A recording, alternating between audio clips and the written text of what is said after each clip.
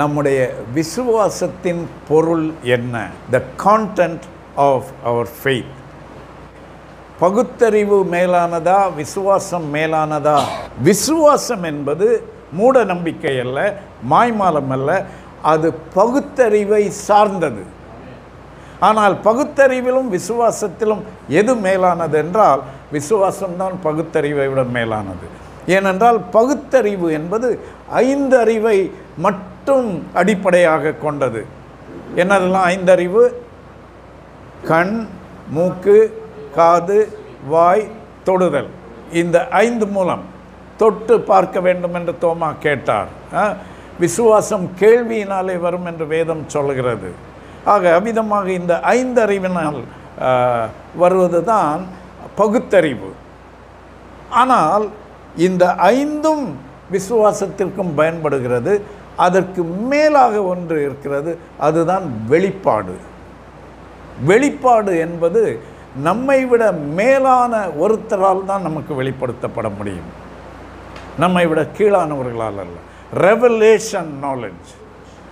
தேவன் தம்மை நமக்கு வெளிப்படுத்தினார். குமாரன் ஒருவர் தான் பிதாவை நமக்கு வெளிப்படுத்த முடியும், வேற யாராலையும் முடியாது. என்னை கண்டவன் பிதாவை கண்டான் என்று சொல்லுகிறார். ஆக அவ்விதமாக வெளிப்பாடு என்று ஒரு உயர்வான டைமென்ஷன், ஒரு பரிமாணம் இருக்கிறது. அதுதான் கர்த்தர் நமக்கு கொடுத்திருக்கிறார்.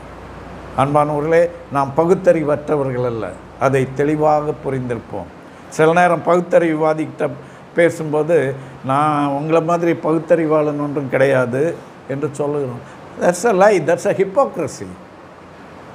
நீங்களும் நானும் பகுத்தறிவாளர்கள் தான், ஆகவே தான் விசுவாசிக்கிறோம். விசுவாசம் என்றால் என்ன? ஒன்றை நம்புவது. கடவுள் மறுப்புக்காரர்கள் அவர்கள் விசுவாசிகளா இல்லையா? விசுவாசிகள் தான். தேவனை விசுவாசிக்கிறவர்கள் அல்ல, தேவன் இல்லை என்று விசுவாசிக்கிறவர்கள். ஆக நாம் விசுவாசிப்பது ஏதோ ஒரு கான்செப்ட் இல்லை, நாம் விசுவாசிப்பது ஒரு நபர், ஒரு சுப்ரீம் பீயிங், வானத்தையும் பூமியையும் படைத்த தேவன், அவரை விசுவாசிக்கிறோம். ஆகவே தான் பவுல் சொன்னார், நான் விசுவாசிக்கிறவர் இன்னார் என்று அறிந்திருக்கிறேன் என்று. அங்கே தான் ரகசியமே இருக்கிறது. ஏதோ ஒன்றை விசுவாசிப்பதல்ல. யாரோ ஒருத்தரை விசுவாசித்தால் கைவிட்டு விடுவார்கள், அவர்களால் உதவி செய்ய முடியாமல் போய்விடும். ஆனால் நான் அவரிடத்தில் ஒப்புவித்ததை அந்த நாள் வரைக்கும் காக்க வல்லவர் இந்த இயேசு என்று அறிந்திருந்தார் பவுல். அதுதான் நம்முடைய விசுவாசம். ஆகவே இதுதான் விசுவாசம். இந்த விசுவாசம் எதை பற்றி, அவருடைய கான்டென்ட் என்ன என்பதை பற்றி எத்தனை பேருக்கு விசுவாச பிரமாணம் என்று ஒன்று தெரியும்? அப்போஸ்தலர்ஸ் க்ரீட், அப்போஸ்தலர் விசுவாச பிரமாணம் தெரியுமா? அதை பற்றி தெரியாதவங்க இருக்கிறீங்களா? கண்டிப்பாக தெரிந்து கொள்ள வேண்டும். அந்த விசுவாச பிரமாணம் பைபிளில் எங்கே இருக்குது என்று நீங்கள் கேட்கலாம். புதிய ஏற்பாட்டின் 27 புஸ்தகங்களும் விசுவாசிகளுடைய கைகளிலே புதிய ஏற்பாடு என்று கொடுக்கப்படுவதற்கு முன்னரே அப்போஸ்தலர் விசுவாச பிரமாணம் கொடுக்கப்பட்டது. நிசேயா விசுவாச பிரமாணம் கொடுக்கப்பட்டது. கிபி 1ஆம் நூற்றாண்டு எருசலேமின் அழிவு, யூதர்களின் அழிவு அப்படியெல்லாம் போய்விட்டது. கிபி 2ஆம் நூற்றாண்டிலே நிறைய சபை வளர ஆரம்பித்தது, எங்கும் பரவ ஆரம்பித்தது. நிறைய பேர் இரத்த சாட்சிகளாக மரித்தார்கள். இது சபையின் வரலாறு. அதோடு கூட கிபி 2ஆம் நூற்றாண்டிலே நாஸ்டிசிசம் என்கிற ஒரு ஞான கொள்கை, அது கிரேக்கர்களுடைய ஒரு மதம் என்று கூட வைத்துக்கொள்ளலாம், ஒரு தத்துவம். அவர்கள் எல்லாத்தையுமே குழப்புவார்கள். அவர்கள் இயேசுவை பற்றியும் அவர்களுடைய சொந்த கருத்துக்களை சொல்லி விசுவாசிகளை குழப்பிக் கொண்டிருந்தார்கள். அப்போது தான் அன்றைக்கு இருந்த சபை தலைவர்கள் சேர்ந்து சில அடிப்படை விசுவாச ஷரத்துக்களை எழுதினார்கள். அடிப்படையாக நாம் நம்புபவை எவை என்று. இப்போ ஒருத்தர் ஞானஸ்நானம் வேண்டும் என்று வருகிறார் என்றால், வானத்தையும் பூமியையும் படைத்த தேவனை விசுவாசிக்கிறாயா? ஆம். அவருடைய ஒரே பேரான குமாரன் இயேசு கிறிஸ்துவை விசுவாசிக்கிறாயா? ஆம். அவர் பரிசுத்த ஆவியினாலே கன்னிமரியாளிடத்தில் உற்பவித்து பிறந்தார் என்று விசுவாசிக்கிறாயா? ஆம் என்றெல்லாம் அவர்கள் சொல்வார்கள். அப்படி அதற்கு ஒரு வடிவம் கொடுத்தார்கள். அதற்கு அப்போஸ்தலர் விசுவாச பிரமாணம் என்று ஏன் பெயர் என்றால், அப்போஸ்தலர்கள் எழுதினார்கள் என்பதனால் அல்ல, அப்போஸ்தலர்களுடைய விசுவாசத்தை அவர்கள் அப்படியே எழுதி வைத்திருந்ததினாலே. மத்தேயு 16வது அதிகாரத்திலே இயேசு அவருடைய சீஷர்களிடத்திலே கேட்கிறார். 13 முதல்.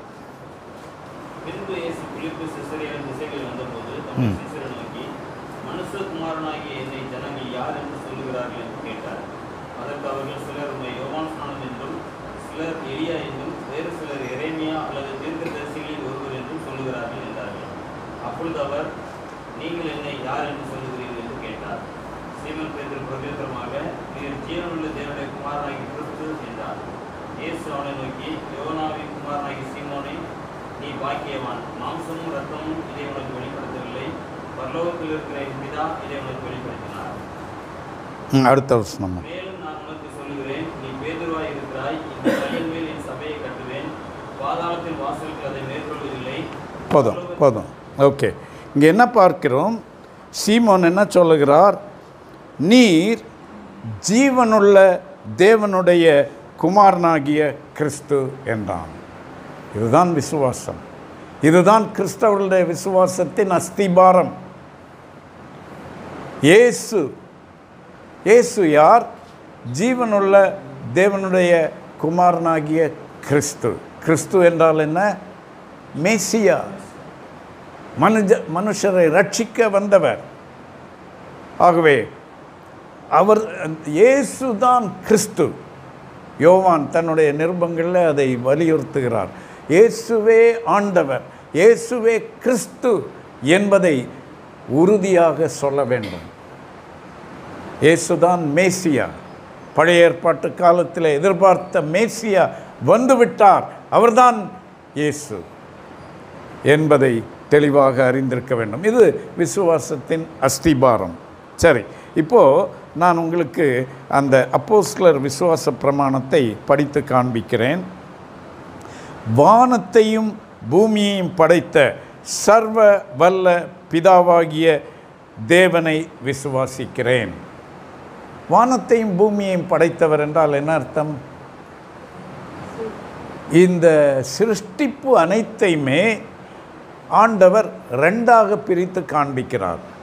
ஒன்று ஆகாய மண்டலம், இன்டர்நேஷ்னல் ஸ்பேஸ் ஸ்டேஷன் என்கிறார்கள், செவ்வாய் கிரகம் என்கிறார்கள், சந்திரன் என்று சொல்கிறார்கள், எங்கெங்கேயோ போனோம் என்றெல்லாம் சொல்கிறார்கள் இல்லையா?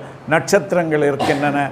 இவையெல்லாம் வானங்கள் என்று சொல்லப்பட்டிருக்கின்றன. ஹெவன்ஸ், வானங்கள். ரெண்டாவது பூமி. வானங்கள் என்கிற அத்தனைக்கும் சேர்ந்து எவ்வளவு மதிப்பீடு கொடுக்கிறாரோ அந்த அளவு மதிப்பீடு ஆண்டவர் எதற்கு கொடுக்கிறார்? பூமிக்கு கொடுக்கிறார். ஏன் அப்படி? பூமிக்காக வானமும் நட்சத்திரங்களும் இருக்கின்றனவா? வானமும் நட்சத்திரங்களில் ஒன்றாக பூமி இருக்கிறதா? பூமிக்காக. அப்படி என்ன பூமியில் விசேஷம்? எஸ், மனிதனை சிருஷ்டித்து அவர் சந்திர மண்டலத்தில் வைக்கவில்லை, செவ்வாய் கிரகத்தில் வைக்கவில்லை. இன்றைக்கும் அங்கே உயிர் ஜந்துக்கள் இருக்கின்றனவா என்று தேடுகிறார்களே, அந்த தேடுதல் விருதாவாகத்தான் போகும். ஏனென்றால் இந்த பூமி ஒன்றுதான் மனிதன் வாழ்வதற்காக சிருஷ்டிக்கப்பட்டது. ஸ்பேஸுக்கு போனவர்கள் எல்லாம் சொல்லுகிற காரியம் என்ன? எத்தனையோ கோளங்களை நாங்கள் பார்க்கிறோம், ஆனால் மிகவும் அழகான கோளம் எது? பூமி. ப்ளூ, அழகாக தெரிகிறது என்று. உயிர் வாழ்வதற்காக ஆண்டவர் ஏதேன் தோட்டத்தை அமைப்பதற்காக உருவாக்கின இடத்திற்கு பெயர்தான் பூமி, பூகோள உருண்டை. அந்த உருண்டையிலே மனிதனை குடியேற்றினார். மனிதன்தான் அவருடைய சிருஷ்டிப்பின் கிரீடம். தேவதூதர்களோடு அவர் வாக்கிங் போவதில்லை. ஆனால் ஆதாம் ஏவாளோடு பகலின் குளிர்ச்சியான வேளையிலே நடக்க வந்தார் என்று பார்க்கிறோம். அவர்களோடு பேசினார், அவர்களோடு கேட்டார், எங்கே போய் விட்டாய்? கூப்பிடுகிறார், ஆதாமே ஆதாமே எங்கே இருக்கிறாய் என்று கேட்கிறார். என்ன ஆயிற்று என்று கேட்கிறார். எங்களுக்கு பயமாக இருக்கிறது, எங்களுக்கு அவமானமாக இருக்கிறது என்று சொன்ன உடனே என்ன செய்கிறார்? அவர்களுக்கு நிர்வாணத்தை மறைக்க அவர்தான் ஃபர்ஸ்ட் டெய்லர். மனிதனுக்கு மட்டும்தான் நிர்வாணம் மறைக்கப்பட வேண்டும். எந்த குரங்கும் சட்டை போடுவதில்லை, எந்த நாயும் எந்த ஆடும் எந்த மாடும் சட்டை போடுவதில்லை. மனிதன் தேவ சாயலிலே சிருஷ்டிக்கப்பட்டவன். அவன் ஒரு மகிமையின் ஜீவன். ஆகவே அவன் அவமகிமையாக இருக்கக்கூடாது என்பதற்காக அவனுடைய நிர்வாணம் மறைக்கப்பட வேண்டும் என்று ஆண்டவர் தீர்மானித்தார். ஆக வானத்தையும் பூமியையும் படைத்த சர்வ வல்லமையுள்ள பிதாவாகிய தேவன், அதை விசுவாசிக்கிறேன் என்று சொல்லுகிறார். இரண்டாவதாக என்ன சொல்லுகிறார்? அவருடைய ஒரே குமாரனும் நம்முடைய ஆண்டவருமாகிய இயேசு கிறிஸ்துவை விசுவாசிக்கிறேன். பிதாவாகிய தேவன், குமாரனாகிய இயேசு கிறிஸ்து, ரெண்டு பேரையும் விசுவாசிக்கிறேன் என்று சொல்லுகிறார். சொல்லிவிட்டு இந்த இயேசு கிறிஸ்துவுக்கு ஒரு பெரிய விளக்கம் கொடுக்கிறார். அவருடைய வாழ்க்கை, அவருடைய ஊழியம், அவர் செய்த காரியங்கள், அவரை பற்றின சிறப்பு எல்லாம் இங்கே கொடுக்கப்பட்டிருக்கிறது. என்ன சொல்லப்பட்டிருக்கிறது? இவர் பரிசுத்த ஆவியினால் கர்ப்பவித்து பிறந்தார், உற்பவித்தார். கன்னிமரியாளிடத்தில் பிறந்தார். பொந்தியு பிலாத்துவின் காலத்தில் பாடுபட்டார், சிலுவையில் அறையுண்டார், மரித்தார், அடக்கம் பண்ணப்பட்டார். மூன்றாம் நாள் மரித்தோரிலிருந்து உயிர்த்தெழுந்தார். பரத்துக்கு ஏறி சர்வ வல்ல பிதாவாகிய தேவனுடைய வலது பாரிசத்தில் வீற்றிருக்கிறார். அவ்விடத்திலிருந்து உயிருள்ளோரையும் மரித்தோரையும் நியாயம் தீர்க்க வருவார். இவ்வளவு விளக்கம் இயேசுவை பற்றி சொல்லப்பட்டிருக்கிறது. எதற்காக? பழைய ஏற்பாட்டு காலத்திலே ஏகோவா என்று மட்டும்தான் தேவன் அறியப்பட்டார். அதை மாற்றி இப்போது புதிதாக இயேசு குமாரன் அறிமுகம் செய்யப்பட்டிருக்கிறார். அவரை இவர்கள் விளங்கி கொண்டு புரிந்து கொண்டு ஏற்றுக்கொள்ள வேண்டும். அதற்காகத்தான் இயேசுவுக்கு இவ்வளவு விளக்கம் கொடுக்கப்பட்டிருக்கிறது. வேறு என்ன சொல்லப்பட்டிருக்கிறது? பரிசுத்த ஆவியானவரையும் விசுவாசிக்கிறேன். பாருங்கள், பிதாவை பற்றியும் பரிசுத்த ஆவியானவரை பற்றியும் 2-3 வார்த்தைகளில் முடித்து விடுகிறார்கள். இயேசுவை பற்றி மிக தெளிவாக சொல்லப்பட்டிருக்கிறது. இதெல்லாம் தெளிவாக பார்க்க போகிறோம். பொதுவான பரிசுத்த கிறிஸ்தவ சபையை விசுவாசிக்கிறேன். ஆங்கில வேதாகமத்திலே I believe in the holy Catholic apostolic church என்று சொல்லப்பட்டிருக்கிறது.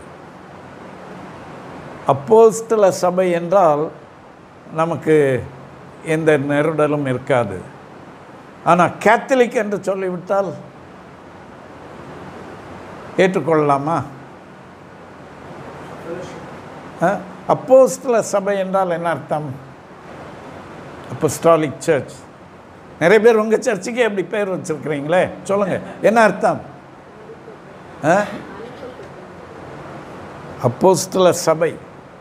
அப்போஸ்தல சபை என்றால் அப்போஸ்தலர்களின் விசுவாசத்தின் மேல் அஸ்திபாரம் இடப்பட்ட சபை. உபதேசம். எஸ், அப்போஸ்தலரின் உபதேசத்தின் மேல் அஸ்திபாரம் இடப்பட்ட சபை. கேத்தலிக் சர்ச் என்றால்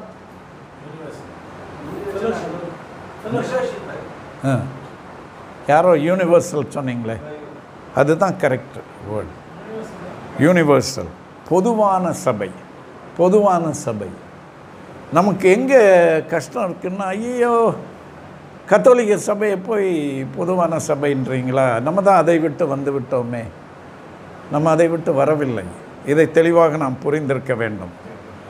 அன்று இருந்த சபை அனைத்தும் சேர்ந்தது பொதுவான சபை என்று அழைக்கப்பட்டது. ஏன் பொதுவான சபை என்று அழைக்கப்பட்டது? இதை புரிந்து கொள்ள வேண்டும். அன்றைக்கு எருசலேமிலே சபை பிறந்தது. எருசலேம் ஆசியாவில் இருக்கிறது. சாதாரணமாக தேசத்தை சுற்றி கடல் இருக்கும். ஆனால் இங்கே தேசங்களுக்கு நடுவிலே ஒரு கடல் இருக்கிறது. அந்த கடலுக்கு பேர் என்ன? மத்திய தரை கடல். ஆங்கிலத்திலும் அதே அர்த்தத்திலே உள்ள பெயர் தான், மெடிடெரேனியன் சி. டெரேன் என்றால் தரை. தரைக்கு நடுவிலே, தரைக்கு மிடிலே இருக்கிற கடல். கடலுக்கு நடுவிலே தரை இருந்தால் தீவு. ஆனால் இங்கே தரைக்கு நடுவிலே கடல் இருக்கிறது. அந்த கடல் தான் மத்திய தரை கடல். இப்போது ஆப்பிரிக்காவிலே அலெக்சாண்ட்ரியா என்ற ஒரு நகரம், யூதேயாவிலே எருசலேம் என்கிற நகரம், அதற்கு கொஞ்சம் வடக்கே சிரியாவிலே அந்தியோகியா என்ற ஒரு நகரம், இன்னும் இந்த பக்கம் போனால் கான்ஸ்டான்டினோபிள், அங்கே அந்த இஸ்தான்புல் என்கிற அந்த கான்ஸ்டான்டினோபிள் என்கிற நகரம், இன்னும் கொஞ்சம் கிழக்கே வடக்கே போனால் ரோம் நகரம். இப்போது எத்தனை ஊர்களை சொன்னேன்? Alexandria, Jerusalem, Antioch, Constantinople, Rome. இந்த 5 மையங்களிலும் தான் சபை அன்றைக்கு பரவி இருந்தது. இதெல்லாம் தான், இதற்குத்தான் பொதுவான சபை என்று பெயர். One holy Catholic apostolic church. ஆனால் அப்போ என்ன பண்ணுவாங்க? சபை கவுன்சில், சபை மாநாடு போடுவாங்க. ஒவ்வொரு ஊரில் இருந்தும் ஆட்கள் போவாங்க. காலப்போக்கில் அவர்களுக்குள்ளே பிரிவினைகள் வந்தது. பிரிவினைக்கு காரணமாக இருந்தது, இதில் யார் லீடர், யார் பெரியவங்க. நீங்கள் நினச்சிங்களா இப்போ தான் அந்த போட்டியெல்லாம் இருக்கிறதுன்று? நான் சொல்வது ஆதி திருச்சபை. அப்படி வந்தப்போ சிரியாவில் இருந்தவர்களும் அலெக்சாண்ட்ரியாவில் இருந்தவங்களும் எல்லாம் என்ன சொல்லிட்டாங்க? நீங்கள் என்ன ரொம்ப பெரிய ஆள்னு நினைக்கிறீங்க? ஆமாம், எங்கள் ராஜா தான் இயேசுவை ஏற்றுக்கொண்டார், கான்ஸ்டன்டைன். ஆகவே கிறிஸ்தவர்களுடைய ஹெட் குவார்ட்டர்ஸ் இங்கே தான் இருக்கிறது என்றார்கள். அப்போது ஹெட் குவார்ட்டர்ஸை நீங்கள் வச்சுக்கோங்க, நாங்கள் ஆர்த்தோடாக்ஸ் சர்ச், அந்த ஆதி விசுவாசத்தை பாதுகாக்கிறவர்கள் என்று சொல்லி அவர்கள் பிரிந்து விட்டார்கள். அப்போ தான் என்ன ஆனது? மிச்சம் எல்லாம் ஆர்த்தோடாக்ஸ் சபைகள் என்று அழைக்கப்பட்டது. ரோமில் இருக்கிறது. அவங்க சொல்லிட்டாங்க, நாங்கள் கேத்தலிக் தான், அன்னைக்கும் கேத்தலிக் தான், இன்றைக்கும் கேத்தலிக் தான், நீங்கள் தான் பேரை மாற்றிக்கிட்டீங்க. ஆனால் இவங்க என்ன சொன்னாங்க? நீங்கள் கேத்தலிக்காக இருக்கலாம், ஆனால் நீங்கள் ரோமன் கேத்தலிக். புரிகிறதா? இப்படித்தான் அந்த பெயர் வந்தது. ஆக நம்ம பஞ்சாயத்தெல்லாம் யாருக்கு எதிராக தான்? Roman Catholic. கத்தோலிக்க என்கிற வார்த்தையை பார்த்து பயந்து விடக்கூடாது. அது ஒரு பொதுவான சபை என்பதைத்தான் குறிக்கிறது. சரி, இந்த பொதுவான சபையிலே அன்றைக்கு இந்த நாஸ்டிக் கொள்கைகள் குழப்ப ஆரம்பித்தன.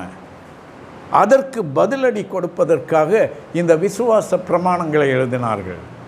இன்னும் கொஞ்ச நாள் கழிஞ்சு கிபி 320களில் ஏரியஸ் என்ற ஒருத்தன் அவன் இயேசு கிறிஸ்து மனுஷன்தான் என்றெல்லாம் சொல்ல ஆரம்பித்து விட்டார்.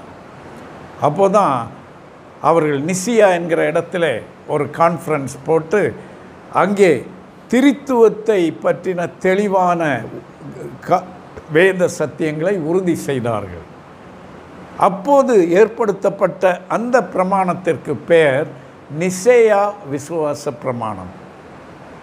ஆகவே இதெல்லாம் கத்தோலிக்கர்களுக்குரியது, இதெல்லாம் நம்ம அறிந்திருக்க தேவையில்லை என்று நீங்கள் நினைக்கலாம். இல்லை என்றால் நீங்கள் நினைக்கலாம், இதெல்லாம் ரொம்ப பழையது, நமக்கு தான் வேதாகமம் இருக்கிறதே என்று. வேதாகமம் இருக்கிறது. 27 புஸ்தகங்களும் சரியாக ஏற்றுக்கொள்ளப்பட்டதே கிபி 4ஆம் நூற்றாண்டின் கடைசியிலே, கிட்டத்தட்ட 5ஆம் நூற்றாண்டிலே தான். அப்போ அது வரைக்கும் விசுவாசம் இல்லையா? அப்போது தான் இந்த விசுவாச பிரமாணங்கள் பயன்பட்டன. இன்றைக்கும் அவை பயனுள்ள கருவியாகவே இருக்கின்றன. ஆகவே தான் அதை நாம் புரிந்து கொள்ள வேண்டும். ஏனென்றால் வேதாகமத்திலே நிருபங்களாக எழுதப்பட்டிருக்கின்றன, சுவிசேஷங்களாக எழுதப்பட்டிருக்கின்றன. இந்த விசுவாச பிரமாணங்கள் எல்லாவற்றிலும் இருந்து சாறு பிழிந்து கொடுக்கப்பட்டிருக்கிறது. அடிப்படையான விசுவாசம், க்ரீட் என்கிறார்கள், நம்பிக்கையின் பிரமாணம் என்று சொல்கிறார்கள், விசுவாச பிரமாணம் என்கிறார்கள். பிரமாணம் என்றால் என்ன?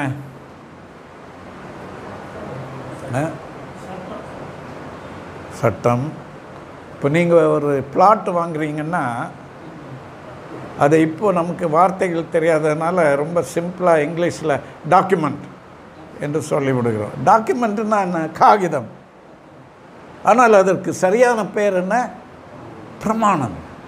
பிரமாணம் பிரமாணம் இட்ஸ் an important document. அதுதான் விசுவாச பிரமாணம். சரி, இப்போ பார்க்கலாம். இதில் முதலாவது தேவன், அவரை பற்றி என்ன சொல்லப்பட்டிருக்கிறது என்பதை பார்ப்போம். தேவனை பற்றி முதலாவது நாம் அறிந்து கொள்ள வேண்டும். பாருங்கள்,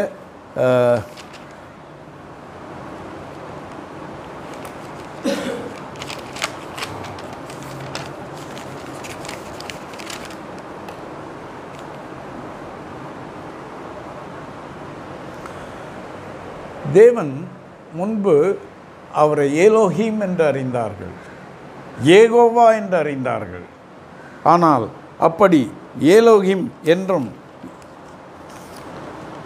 ஏகோவா என்றும் அறிந்திருந்த தேவனை அவருடைய பெயரை சொல்ல யூதர்கள் தயங்கினார்கள். எழுதுவார்கள் ஏகோவா என்று, ஆனால் உச்சரிக்க மாட்டார்கள்.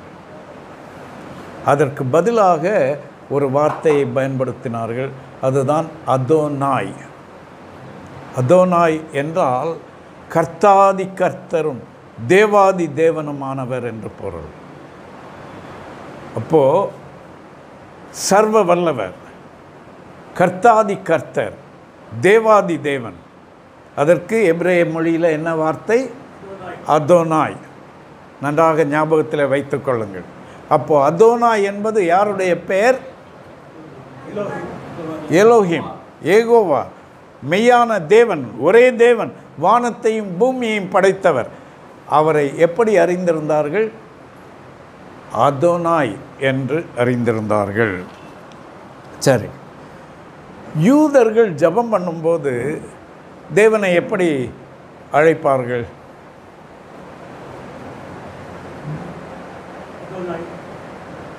கர்த்தாதி கர்த்தரே, தேவாதி தேவனே, சர்வ வல்லவரே, வானத்தையும் பூமியையும் படைத்தவரே, எப்படியெல்லாம் அழைப்பார்கள். ஆனால் முதல் முறையாக தேவனை அப்பா என்று ஒருத்தர் அழைத்தார். அவர் யார்? இயேசு. இயேசுதான் தேவனை பிதா என்று அழைத்தார். பிதா என்று அழைத்தார்.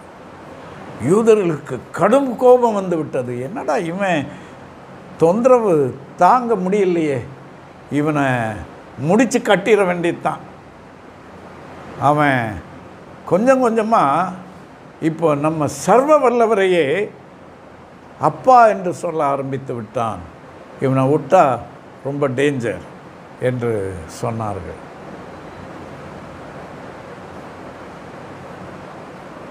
ஏன் அப்பா என்று சொன்னார் என்றால், திரித்துவம் ஏற்கனவே இருக்கிறது. திரித்துவம் என்பது நிசேயா மாநாட்டிலே தீர்மானிக்கப்பட்ட ஒன்றல்ல. தேவன் பிதாவாக தம்மை வெளிப்படுத்தி இருக்கிறார், குமாரனாக தம்மை வெளிப்படுத்தி இருக்கிறார், பரிசுத்த ஆவியானவராக வெளிப்படுத்தி இருக்கிறார். குறிப்பாக இயேசு அதை மிகவும் தெளிவாக நமக்கு தெளிவுபடுத்தி இருக்கிறார். இயேசுவின் ஞான ஸ்நானத்திலே பரிசுத்த ஆவியானவர் புறாவை போல இறங்குகிறார். வானத்திலிருந்து தேவனுடைய சத்தம் கேட்கிறது. இயேசு ஞானஸ்நானம் பெற்றுக்கொண்டிருக்கிறார். அங்கே பிதாவையும் குமாரனையும் பரிசுத்த ஆவியையும் பார்க்கிறோம். மத்தேயு 28வது அதிகாரத்தில் இயேசு நீங்கள் உலகம் எங்கும் போய் சுவிசேஷத்தை பிரசங்கித்து ஞானஸ்நானம் எப்படி கொடுக்க சொன்னார்? பிதா, குமாரன், பரிசுத்த ஆவி, இந்த 3 பேர் பெயரையும் நீங்கள் சொல்ல வேண்டும் என்றார். ஆகவே இந்த திரித்துவம் என்பது வேதாகமத்திலே கற்றுக் கொடுக்கப்பட்ட ஒன்று. பவுல் சபைக்கு ஆசீர்வாதம் சொல்லும்போது என்ன சொன்னார்? பிதாவாகிய தேவனுடைய அன்பும் ஆண்டவராகிய இயேசு கிறிஸ்துவின் கிருபையும் பரிசுத்த ஆவியானவருடைய ஐக்கியம் உங்கள் அனைவரோடும் இருப்பதாக என்று. இந்த மூவர் ஒருவராக இருக்கிறார்கள். அந்த மூவர் ஒருவரிலே தேவன் சர்வ வல்லவர், வானத்தையும் பூமியையும் சிருஷ்டித்தவர். அவர் பிதா என்று அறியப்படுகிறார். பிதா என்று சொன்னால் அவருக்கு எத்தனை பிள்ளைகள் என்கிற அந்த அடிப்படையில் அல்ல, அவர்தான் தலைமகன். ஆக பிதா என்று அறியப்படுகிறார் அவர். இயேசு குமாரன் என்று அறியப்படுகிறார். எப்படிப்பட்ட குமாரனாம் இயேசு பிதாவுக்கு? ஒரே பேரான குமாரன். ஒரே பேரான குமாரன் அப்படின்னா என்ன அர்த்தம்?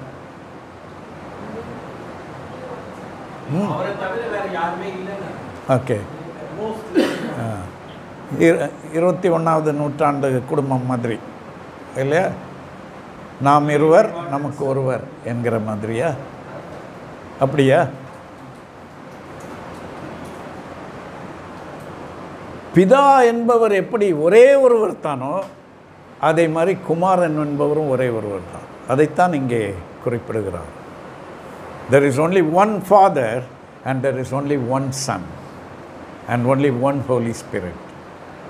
ஆக ஒரே பேரான குமாரன். நாட் ஓன்லி தட், அங்கே எதை குறிப்பிட விரும்புகிறார் என்றால், யோவான் 1வது அதிகாரம் 12வது வசனம் வாசிங்க.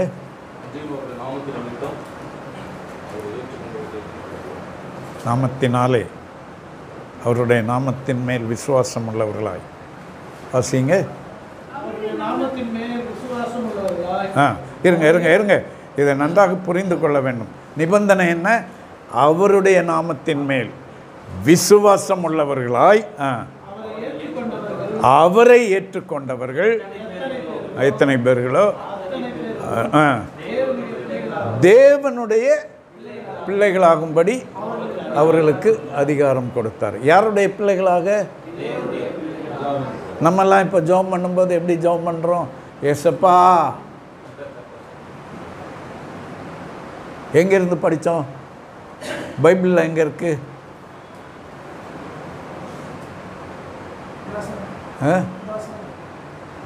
இந்த வசனம் ஏசப்பா என்று சொல்லவில்லை.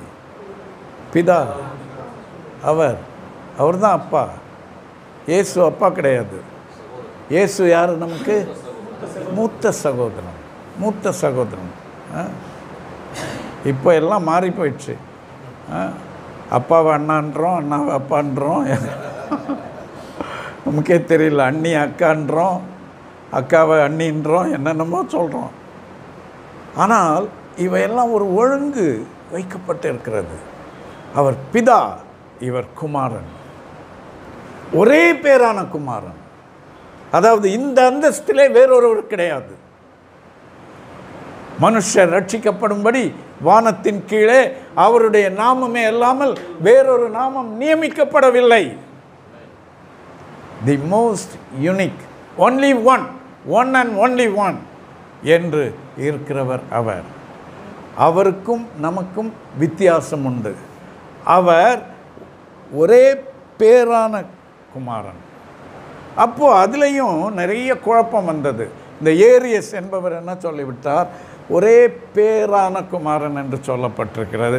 அப்படி என்றால் தேவன் பெற்றெடுத்த குமாரன் என்று சொல்ல ஆரம்பித்து விட்டார். அப்போ அவர் மனுஷன்தான், இயேசு மனுஷன்தான் என்று. அதை தெளிவுபடுத்துவதற்குத்தான் அந்த நிசையா விசுவாச பிரமாணம் கொடுக்கப்பட்டது. அந்த நிசையா விசுவாச பிரமாணம் என்ன சொல்கிறது பாருங்கள். அதை பற்றி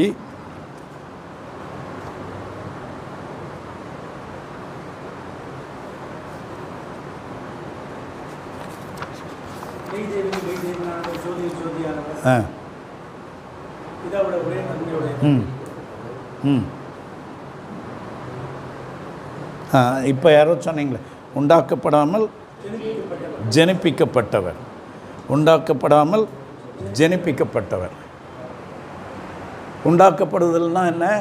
நீங்களும் நானும் ஆதாமும் ஏவாளும் உண்டாக்கப்பட்டவர்கள், சிருஷ்டிக்கப்பட்டவர்கள், கிரியேட்டட். அவர் பார்ன், பிறந்தவர். பிறந்தவர் என்றால் ஒரு தாயின் வயிற்றில் பிறந்தவர் அல்ல.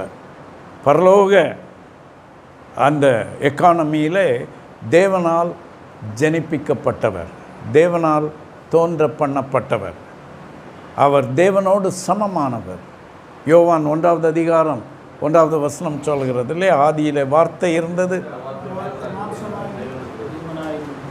தேவனோடு இருந்தது, அந்த வார்த்தை தேவனாய் இருந்தது. Is co-equal with God. He is not number 2. துணை முதல்வர் அல்ல அவர்.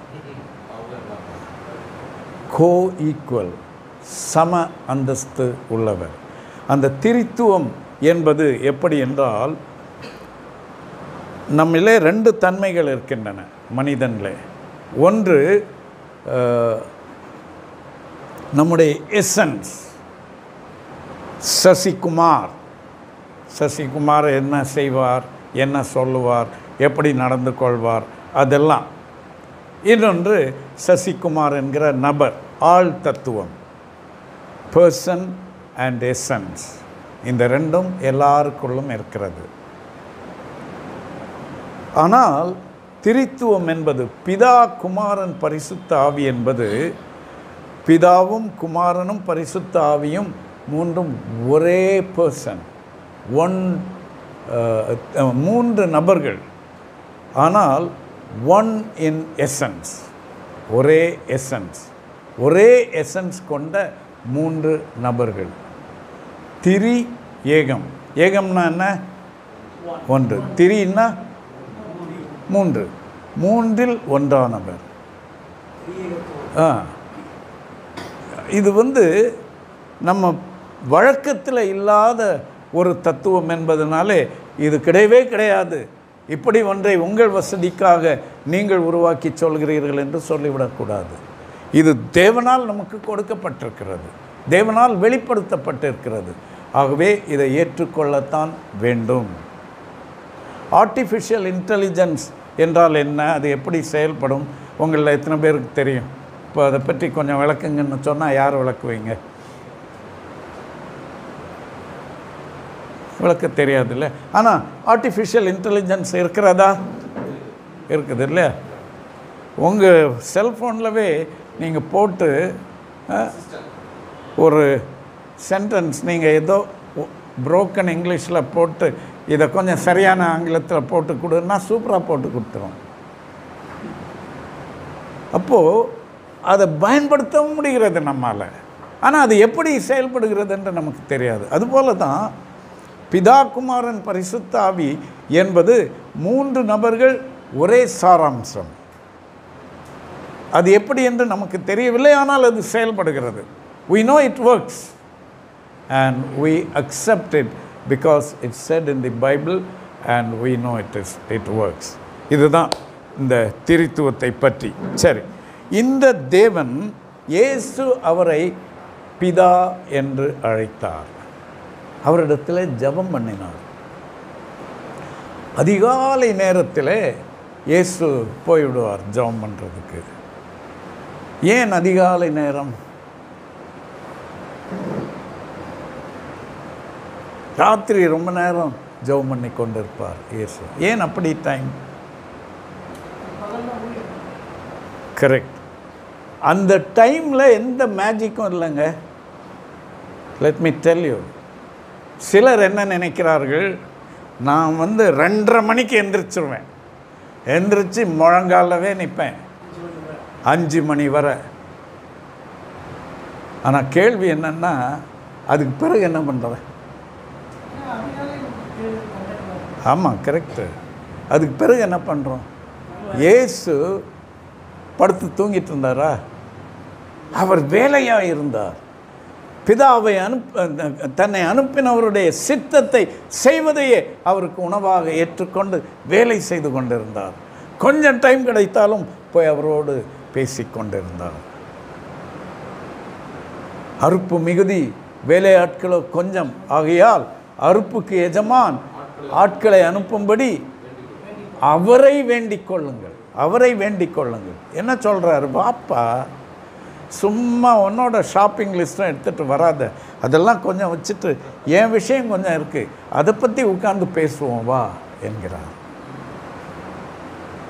தேவனுடைய மனதை புரிந்து கொள்ள, தேவனை பிரியப்படுத்த, தேவனை கீழ்ப்படிய, ஆண்டவரே உடைய சித்தம் என்ன? அந்த கெத்சேமனே தோட்டத்திலே கூட ஒரு பெரிய போராட்டம். அப்போதும் ஏன் எனக்கு இது என்று கேட்டுவிட்டு கடைசியாக பார்கெயின் என்ன நடந்தது? என்ன சொன்னார்? இந்த பாத்திரம் என்னை விட்டு நீங்க கூடுமானால் நீங்கட்டும் என்று சாரி ஆனாலும் என் சித்தத்தின்படி அல்ல, உம்முடைய சித்தத்தின்படியே ஆக கடவுள். இதுதான் இயேசு பிதாவோடு வைத்திருந்த தொடர்பு. அவரை கனம் பண்ணினார், அவருக்கு கீழ்ப்படிந்தார், அவரை பிரியப்படுத்த வேண்டும் என்று விரும்பினார், அவருடைய சித்தம் செய்தார். அந்த இயேசு ரட்சிக்கப்பட்ட தம்முடைய ஜெபங்களை, தம்முடைய பிள்ளைகளை பார்த்து சொன்னார், நீங்கள் ஜெபம் பண்ண வேண்டிய விதமாவது. யூதர்கள் ஜெபம் பண்ணின விதம் வேறு, இப்போ நீங்கள் ஜெபம் பண்ண வேண்டிய விதம் என்ன? மத்தேயு 6வது அதிகாரத்தில் பரமண்டலங்களில் இருக்கிற எங்கள் பிதாவே. பரமண்டலம்னா என்ன? ஹெவன், ஹெவன், பரலோகம். பரலோகம், பரலோகம் வேற, பரலோக ராஜ்யம் வேற. இது தெரியுமா நமக்கு? தேவனுடைய ராஜ்யம் என்பது இந்த உலகத்தை தான் குறிக்கிறது. தேவனுடைய ராஜ்யத்தை சொல்லும்போது தான் மத்தேயு தேவன் என்கிற பெயரை பயன்படுத்த தயக்கம் காட்டி தேவன் என்பதற்கு பதிலாக பரலோகம் என்று சொல்லுகிறார். இப்போது எப்படி உங்களுக்கு இந்த வேலை கிடைச்சுமா என்று ஒரு யூதனிடத்தில் கேட்டால் அவர் ஆண்டவருக்குத்தான் தெரியும் என்று சொல்ல வாயெடுப்பார். எடுத்து விட்டு சொல்லுவார், இல்லை ஹெவன் ஒன்லி நோஸ் என்பார். அப்படி என்றால் என்ன அர்த்தம்? ஆண்டவருக்குத்தான் தெரியும், ஆண்டவருக்குத்தான் தெரியும். ஆண்டவர் என்கிற வார்த்தையை பயன்படுத்த தயங்கி அதற்கு பதிலாக ஹெவன் என்று சொல்லுகிறார், பரலோகம் என்கிறார். ஆக பரலோக ராஜ்யம் சமீபித்திருக்கிறது என்றால் 2ஆம் வருகை சமீபித்திருக்கிறது என்ற அர்த்தம் அல்ல, மோட்சம் சமீபித்திருக்கிறது என்ற அர்த்தம் அல்ல. அவர் யூதர்களின் ராஜ்யத்தை முடித்து கட்டிவிட்டு இப்போது புதிய ராஜ்யத்தை ஆரம்பித்திருக்கிறார். மேசியாவின் ராஜ்யம், தேவனுடைய ராஜ்யம், சபை, 1000 வருஷ அரசாட்சி, கொண்டாட்டமான ஆனந்தமான தேவ மக்களுடைய காலம் அது சமீபத்து இருக்கிறது என்று சொல்லுகிறார். அதிலே தான் வாழ்ந்து கொண்டிருக்கிறோம். இங்கேயே பரலோக வாழ்க்கை ஆரம்பித்து விடுகிறது. ஒரு நாள் நாம் இந்த உலகத்தை விட்டு, அநித்தியமான இந்த உலகத்தை விட்டு நித்திய வீட்டிற்கு போவோம். அங்கே பரலோகத்திலே அவரோடு வாழ்வோம். அப்பா என்றால் அவருடைய குணாதிசயங்கள் என்ன? அப்பா பிள்ளைக்கு உள்ள உறவில் நாம் யார் என்பது நம்முடைய அப்பாவை வைத்துதான். இயேசுவுக்கு ரொம்ப கோபம் வந்த உடனே அந்த யூதர்களை பார்த்து என்ன சொல்லிவிட்டார்? உங்கள் அப்பா யார்? சாத்தான், பிசாசு, பிசாசு தான் உங்கள் அப்பா என்று சொல்லிவிட்டார். ஆனால் கர்த்தருடைய பிள்ளைகளாகிய நமக்கு அப்பா யார்? பரமபிதா, சர்வ வல்லமை உள்ள தேவன்.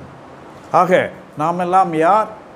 சர்வ வல்லவருடைய பிள்ளைகள், சர்வ வல்லவருடைய பிள்ளைகள். இந்த ஐடென்டிட்டி நமக்கு இருக்க வேண்டும்.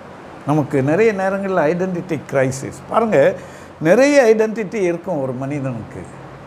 இப்போது நடந்து கொண்டு இருக்கிற அந்த மொழி போராட்டங்கள்லையே பாருங்களேன், நாம் தமிழர்கள் என்பது நமக்கு ஒரு ஐடென்டிட்டி, தமிழ்நாடு மாநிலத்தை சேர்ந்தவர்கள் என்பது ஒரு ஐடென்டிட்டி, தென்னிந்தியாவை சேர்ந்தவர்கள் என்பது ஒரு ஐடென்டிட்டி, திராவிடர்கள் என்பது ஒரு ஐடென்டிட்டி, இந்தியர்கள் என்பது ஒரு ஐடென்டிட்டி, கிறிஸ்தவ விசுவாசிகள் என்பது ஒரு ஐடென்டிட்டி, இன்ன குடும்பத்தார் என்பது ஒரு ஐடென்டிட்டி. நிறைய ஐடென்டிட்டி இருக்கிறது. டீச்சர்ஸ் அசோசியேஷன் என்று வைத்திருக்கிறோம், மெடிக்கல் ரெப்ரசன்டேட்டிவ்ஸ் அசோசியேஷன் வைத்திருக்கிறோம். இவை எல்லாம் ஐடென்டிட்டிஸ் தான். ஆனால் பிரதான ஐடென்டிட்டி கர்த்தருடைய பிள்ளைகளாகிய நமக்கு என்ன? நாம் கர்த்தருடைய பிள்ளைகளாக இருக்கிறோம். வேறு என்ன? தகப்பனோடு இருப்பதில் நமக்கு கிடைக்கிற இது, இயேசு உயிர்த்தெழுந்த பிறகு பரத்துக்கு ஏறும்போது என்ன சொல்லி போனார்?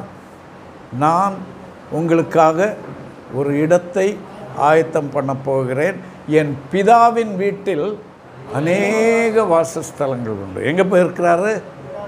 அவருடைய அப்பாவும் நம்முடைய அப்பாவுமான அப்பாவுடைய வீட்டிற்கு போயிருக்கிறார். அங்கே நமக்காக ஒரு வாசஸ்தலத்தை ஆயத்தம் பண்ண போகிறார். யூத கலாச்சாரத்தில் ஒரு மனிதனுக்கு பெண் பார்ப்பார்கள், பெண் பார்த்து நிச்சயதார்த்தம் வைப்பார்கள். நிச்சயதார்த்தம் வைக்கும்போது என்ன சொல்வார்கள்? சரி, நீ எனக்கு மணவாட்டியாக நிச்சயிக்கப்பட்டிருக்கிறாய், எனக்கு உண்மை உள்ளவளாக இருக்க வேண்டும் என்று சொல்லிவிட்டு நான் போகிறேன், எங்கள் அப்பா வீட்டுக்கு போகிறேன். அப்பா வீட்டில் போய் ஒரு ரூம் கட்டுறேன், அப்பா வீட்டிலையே ஒரு அடிஷ்னல் ரூம் கட்ட போகிறேன். அந்த ரூம் ரெடியான உடனே நாங்கள் வருவோம், நீ ஆயத்தமாக இரு என்று சொல்லிவிட்டு போவார். அதைத்தான் சொல்லுகிறார், நான் உங்களுக்காக ஒரு இடத்தை ஆயத்தம் பண்ண போகிறேன். சபை மணவாட்டி, இந்த மணவாட்டியை அழைத்து கொண்டு போகிறார். அதற்காக பிதாவின் வீட்டிலே ஒரு இடத்தை ஆயத்தம் பண்ண போயிருக்கிறார். நம்முடைய குடியிருப்போ பரலோகத்தில் இருக்கிறது. அங்கிருந்து இயேசு கிறிஸ்து என்னும் இரட்சகர் வர எதிர்பார்த்து கொண்டிருக்கிறோம். அப்பா வீட்டிற்கு போக வேண்டும் என்கிற ஒரு எதிர்பார்ப்பு. எத்தனை பேருக்கு அப்பா வீடு இருக்கிறது? சந்தேகமா? All of us have. Yes. Okay. So நமக்கென்று ஒரு வாசஸ்தலம், நமக்கென்று ஒரு வீடு இருக்கிறது. இன்னொன்று, பிதா சொல்லுகிறார், உங்களை என் கைகளிலே, உள்ளங்கையிலே மறைத்து வைத்திருக்கிறேன். உன்னை தொடுகிறவன் என் கண்ணின் மணியை தொடுவான், ஒருத்தனும் தொடவிட மாட்டேன் என்று பாதுகாப்பு கொடுக்கிறார் ஆண்டவர். அதற்காகத்தான் அப்பா என்று அவரை அழைக்கிறோம், பிதா என்று அழைக்கிறோம். வேறு என்ன? அப்பா தான் நம்ம வாழ்க்கைக்கு ஒரு லட்சியம் கொடுக்கிறவர், வாழ்க்கைக்கு ஒரு லட்சியம் கொடுக்கிறவர். அப்பா ஒரு பெரிய டீ எஸ்டேட் நடத்துகிறாரு. பையனுடைய லட்சியம் என்ன? அங்கேருந்து வர்ற லேபரர்ஸ்க்கெல்லாம் ஒரு டீ கடை நடத்தணுன்றதா?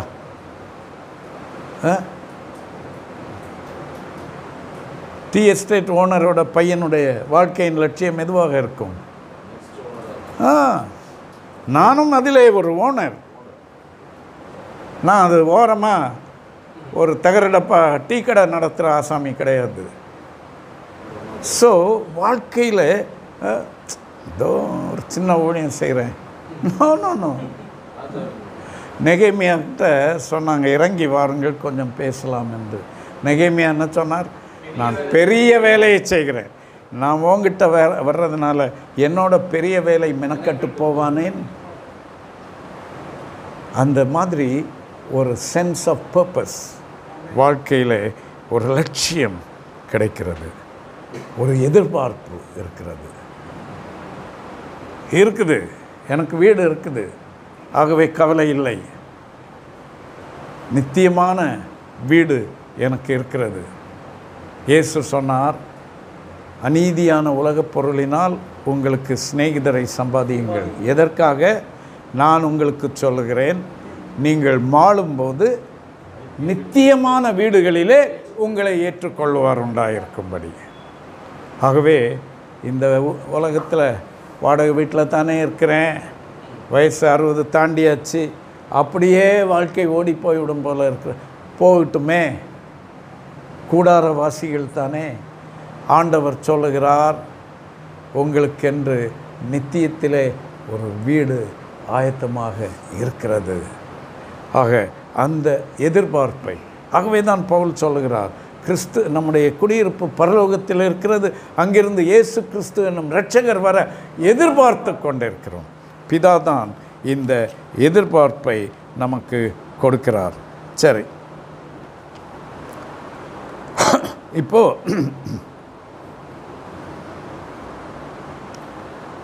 இந்த ஆண்டவர் பிதா மாத்திரமல்ல, அவர் ஆல்மைட்டி, சர்வ வல்லவர், யெகோவா, எலோஹிம், எல் ஷடாய். அதெல்லாம் எதை குறிக்கிறது? எத்தனை கடவுள் இருக்கிறார்கள்? ஒரே கடவுள், ஒரே கடவுள். ஒன்றை நீங்கள் அறிந்திருக்க வேண்டும், வேதாகமம் ஒரே கடவுளைத்தான் போதிக்கிறது. அவருடைய யுனிக்னஸ் என்னவென்றால், அவர் வானத்தையும் பூமியையும் சிருஷ்டித்தவர். வானத்தையும் பூமியையும் சிருஷ்டிக்காத தேவர்கள் தேவர்கள் அல்ல. Okay, every genuine note will have counterfeits, இல்லையா? 300 ரூபாய் கள்ள நோட்டு யாரெல்லாம் பார்த்துருக்குறீங்க? பார்த்தது இல்லையா? வர வாய்ப்பு இருக்கா? இல்லை. ஏன் இல்லை? ஒரிஜினலே இல்லையே. அப்போது வேறு தேவர்கள் இருக்கிறார்கள் என்றால் மெய்யான தேவன் இல்லை என்ற அர்த்தமா? மெய்யான தேவன் இருக்கிறதுனால தான் கள்ள நோட்டுக்கு புழக்கத்தில் இருக்கிறது. ஓகே, ஆகவே நம்ம ரிசர்வ் பேங்க்கில் இருந்து சுட சுட நோட்டை வாங்கி கொண்டு வச்சுருக்கிறோன்னா கள்ள நோட்டை பற்றி நம்ம பயப்படணுமா? பயப்பட தேவையில்லை. தேவனை விசுவாசிக்கிறவன் பதறான். நாம் கலங்கி தவிக்க தேவையில்லை. சரி, ஒரே தேவன், ஒரே தேவன். அவரை பற்றி சொல்லிவிட்டு இயேசு கிறிஸ்துவை பற்றி சொல்லுகிறார். இந்த இயேசு கிறிஸ்துவை பற்றி சொல்ல ரொம்ப நேரம் எடுத்துக்கொள்கிறார். விளக்கமாக விரிவாக பேசுகிறார். அந்த விசுவாச பிரமாணத்தில் என்ன பார்க்கிறோம்? அவர் எப்பேற்பட்டவர், அவர் என்ன செய்தார், இயேசு யார், அவர் என்ன செய்தார். அவருடைய பேர் என்ன? இயேசு. அவர் பொதுவாக அறியப்படுகிற பேர் இயேசு கிறிஸ்து. கிறிஸ்து என்றால் என்ன? அவருடைய பதவி, அவருடைய பதவி. பிரின்சிபால், டைரக்டர் என்றெல்லாம் சொல்லுவது போல மேசியா, மீட்பர், கிறிஸ்து, இயேசுவாகிய கிறிஸ்து, கிறிஸ்துவாகிய இயேசு. அதுதான் இயேசு கிறிஸ்து என்பது. இந்த இயேசுவுக்கு ரொம்ப பிரசித்தியாக இருக்கிற பேர் கிறிஸ்து என்பது தான். கிறிஸ்து கிறிஸ்து என்று தான் அறியப்படுகிறார். ஆகவே தான் நம்மை எல்லாரும் இயேசு வழி என்று சொல்வதில்லை, கிறிஸ்தவர்கள் என்று சொல்லுகிறார்கள். ஒரு தனி மனிதனை குறித்து அல்ல, மீட்பர், அவருடைய பாதையை பின்பற்றுகிறவர்கள் என்பதற்காக. அதைத்தான் பேதுரு தன்னுடைய அந்த அறிக்கையிலே சொன்னார். நான் யார் என்று நீ நினைக்கிறாய்? பாருங்கள், அவர் பொதுவாக தான் கேட்டார், நீங்களாம் என்ன நினைக்கிறீங்கன்னு. நம்ம ஆள் ஃபஸ்ட்டு அவர் முந்திக்குவார் இல்லையா? இந்த தரம் ஜெயித்தார். சில நேரம் கூட்டு வாங்கியிருக்கிறார் இயேசுக்கிட்ட. நான் இப்போது கஷ்டப்பட போகிறேன் என்று சொன்ன உடனே பேதுரு என்ன சொன்னார்? என்ன ஆண்டவரே சொல்கிறீங்க? இன்னும் கிண்டலா? நாங்கள்லாம் எதுக்கு இருக்கிறோம்? இப்போ இயேசு என்ன சொன்னார்?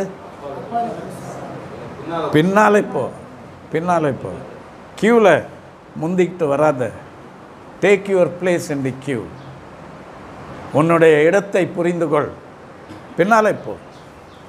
என்ன முந்திரி கொட்டை மாதிரி நீ சொல்ல வேண்டாததெல்லாம் சொல்லி கொண்டு இருக்கிறாய் என்று. ஆனால் இங்கே பேதுரு சரியானதை சொன்னபோது என்ன சொல்கிறார்? மாம்சமும் இரத்தமும் இதை உனக்கு வெளிப்படுத்தவில்லை, பரலோகத்தில் இருக்கிற தேவனே இதை உனக்கு வெளிப்படுத்தினார். ஆக இயேசுவே கர்த்தர் என்பது வெளிப்பாடு. வெளிப்பாடு இயேசுவே கர்த்தர் என்பதை ஏற்றுக்கொள்ள வேண்டும். ஆதி திருச்சபையிலே இருந்த ஒரு பெரிய பிரச்சனை என்ன தெரியுமா?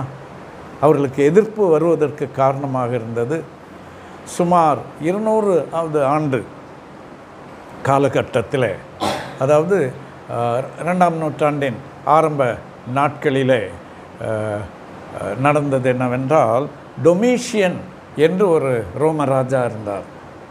அந்த ராஜா சொல்லிவிட்டார், நான் சக்கரவர்த்தி, எம்பரர். அது மட்டும் இல்லை, நான் யார்? நான் தான் கடவுள், நான் தான் கடவுள் என்று சொல்லி அவர் சொன்னார், Caesar is lord, Caesar is Lord,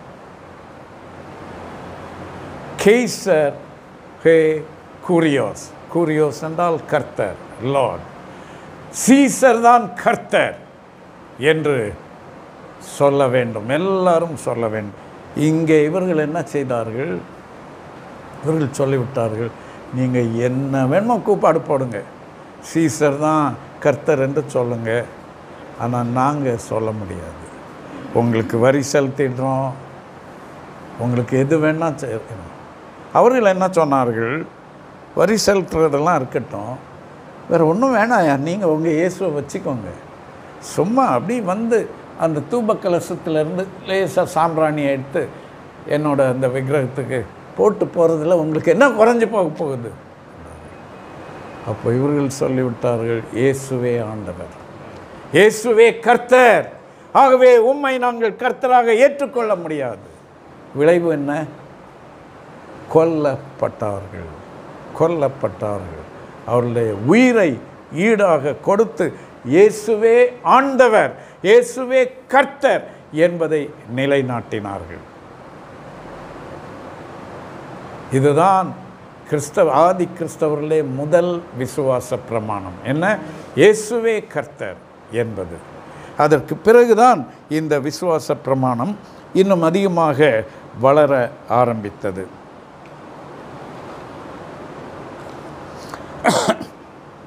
இந்த இயேசுவை கர்த்தராக ஏற்றுக்கொண்டிருக்கிறோமே, அவருக்கு இன்னும் பல பெயர்கள் வேதாகமத்தில் கொடுக்கப்பட்டிருக்கின்றன. இம்மானுவேல் என்று சொன்னார், இவ்விதமாக பல பெயர்கள் கொடுக்கப்பட்டிருக்கின்றன. ஆனால் அவரை அந்த நாட்களிலே ஜனங்கள் அவரை அறிந்திருந்தது ஒன்று தேவகுமாரன் என்கிற பெயர், இல்லையா? கிறிஸ்து என்று அறிந்திருந்தார்கள், இன்னொன்று தேவகுமாரன் என்று அறிந்திருந்தார்கள், இன்னொன்று மனுஷகுமாரன். கிறிஸ்து என்பது அதிக இடங்களிலே பயன்படுத்தப்பட்டிருக்கிறது. அதற்கு அடுத்தபடியாக தேவகுமாரன் பயன்படுத்தப்பட்டிருக்கிறது. மூன்றாவதாக மனுஷகுமாரன் என்பது பயன்படுத்தப்பட்டிருக்கிறது. 80 இடங்களுக்கு மேலாக மனுஷகுமாரன் என்பது பயன்படுத்தப்பட்டிருக்கிறது. தேவகுமாரன் என்றால் என்ன அர்த்தம்? மனுஷகுமாரன் என்றால் என்ன அர்த்தம்?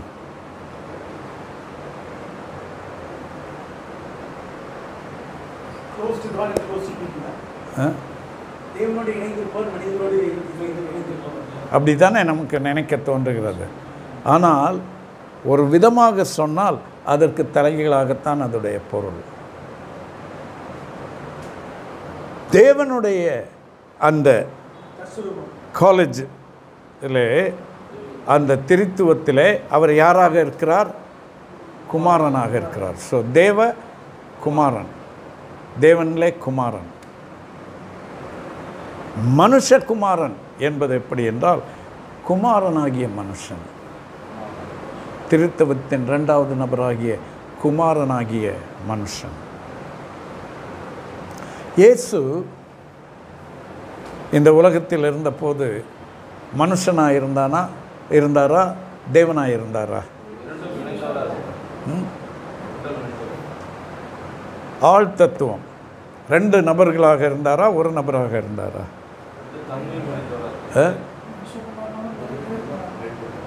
அப்போ ஒரு நபரா 2 நபரா? ஒரே நபர். திரித்துவத்திலே 3 நபர்கள், ஒரே சாராம்சம். இயேசுவிலே ஒரே நபர், 2 சாராம்சங்கள். அவர் தேவனில் தேவனானவர், மனுஷரில் மனுஷரானவர். தேவன் வந்து மனுஷ சுபாவத்தையும் மனுஷ அந்தஸ்தையும் தரித்து கொண்டார், ஏற்றுக்கொண்டார்.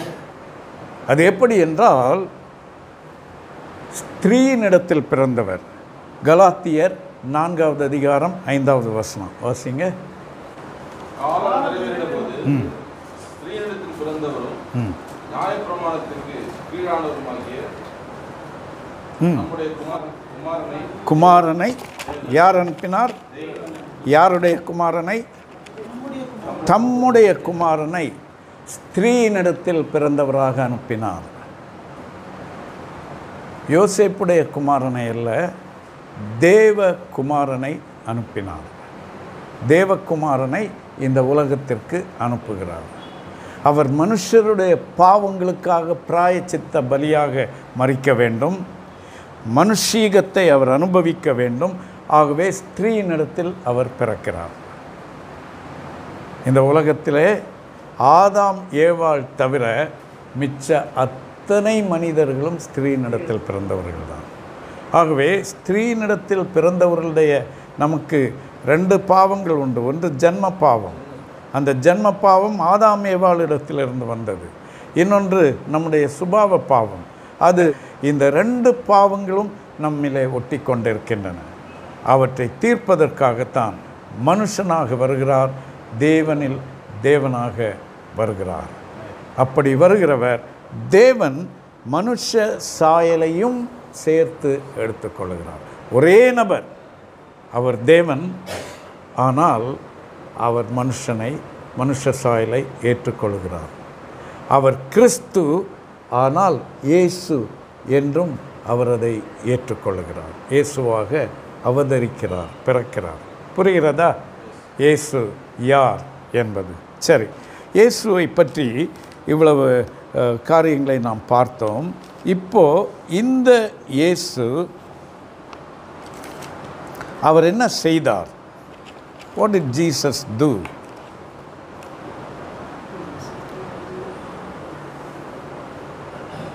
பிலிப்பியர் 2வது அதிகாரத்தில் என்ன வாசிக்கிறோம்?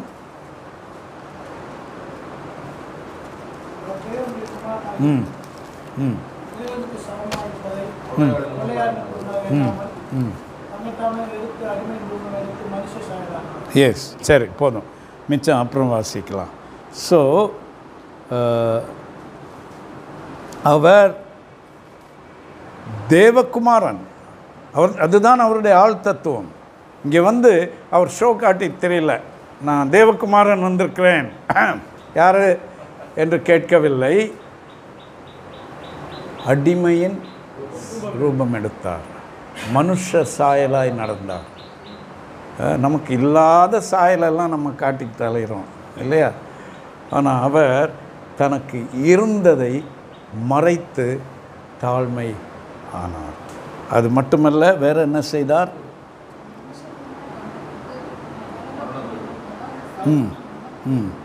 எட்டாவது வசனம், அவர் மனுஷ ரூபமாய் காணப்பட்டு மரண பரியந்தம், அதாவது சிலுவையின் மரண பரியந்தம் கீழ்ப்படிந்தவராகி தம்மை தாழ்த்தினார். நன்றாக கவனித்துக் கொள்ளுங்கள். இயேசு என்ன செய்தார்? தேவகுமாரன் தன்னை தாழ்த்தி சிலுவை வரைக்கும் போனார் என்று சொல்லப்பட்டது. His last station on earth was the cross. அங்கேதான் அவர் சொன்னார், முடிந்தது என்று. முடிந்தது. இதை ஞாபகத்தில் வைத்துக் கொள்ளுங்கள். இதை தொடர்ந்து பார்க்க போகிறோம். அப்படி அவர் செய்ததனாலே தேவன் என்ன செய்தாராம் அவரை? ஆதலால் 9வது வசனம், இருங்க, எல்லாவற்றுக்கும் மேலாக அவரை உயர்த்தினார். எல்லாவற்றுக்கும் மேலாக, எவ்ரிதிங். பிதா ஒருவர் தவிர மிச்சம் எல்லாவற்றுக்கும் மேலாக இயேசுவை உயர்த்தினார்.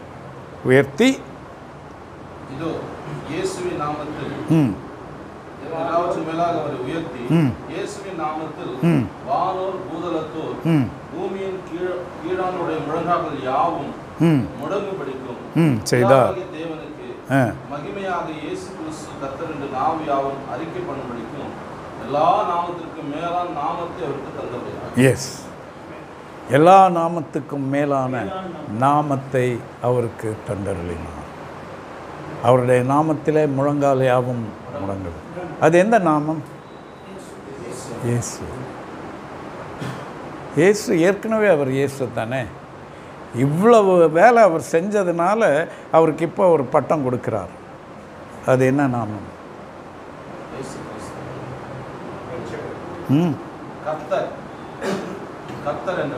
கர்த்தர், அதோனாய். இவ்வளவு நாளும் அதோனாய் என்பது சர்வ வல்லவர், வானத்தையும் பூமியையும் படைத்தவருக்கு மட்டும் பயன்படுத்தப்பட்டது.